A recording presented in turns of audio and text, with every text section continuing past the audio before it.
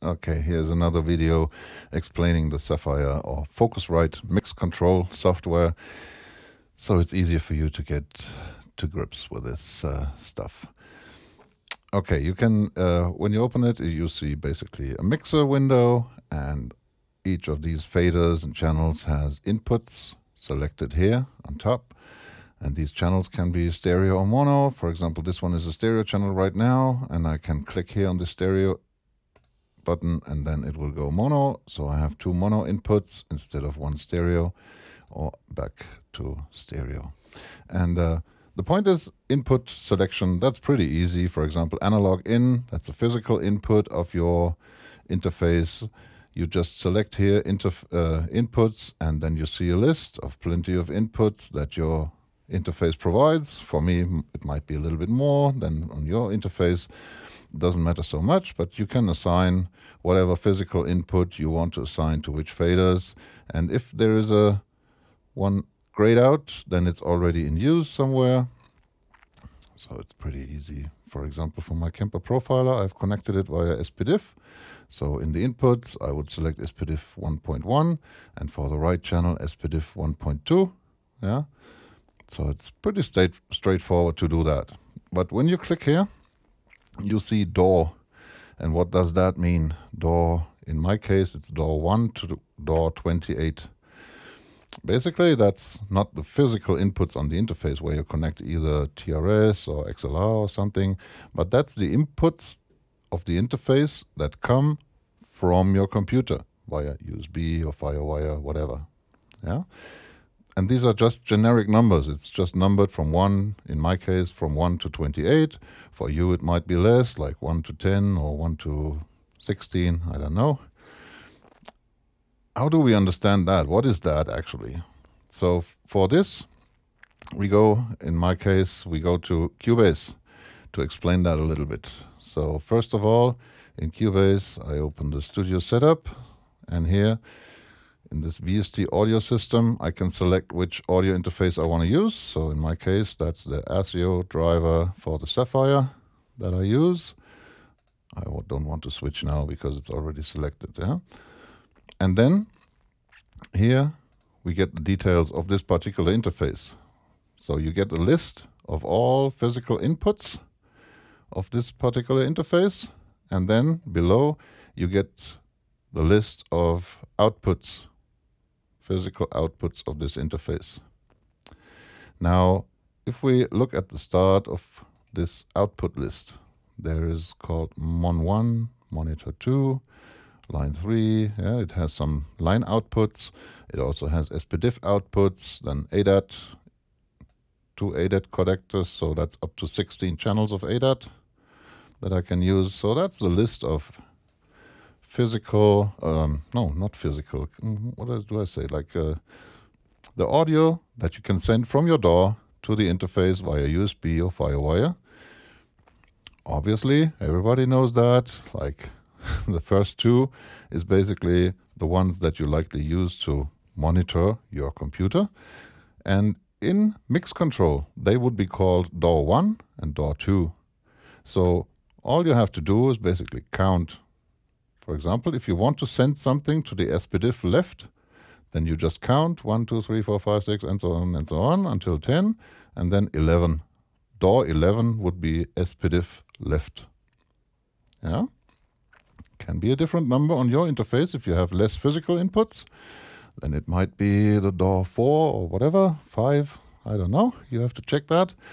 But it's really simple to understand this DAW 1 to DAW 28. You remember that from MixControl?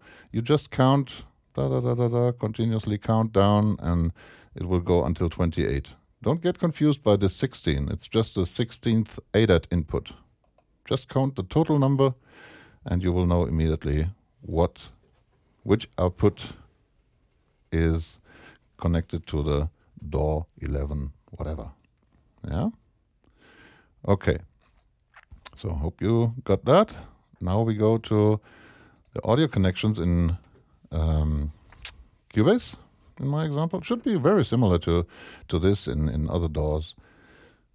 Now you can see I have the stereo out, basically the main output of Cubase, and that is routed to monitor 1 and monitor 2, which translates to DAW 1 and DAW 2 in the mix control.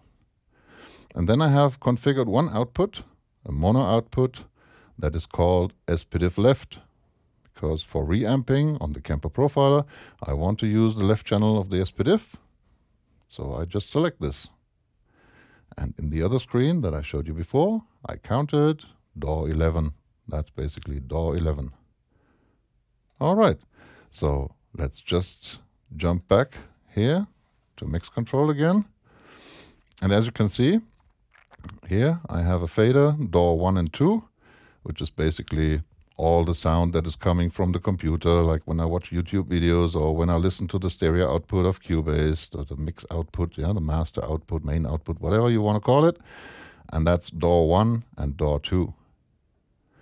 And then you will see that I have one channel that is called reamp out, and I have selected DAW 11, which is the SPDIF output in Cubase.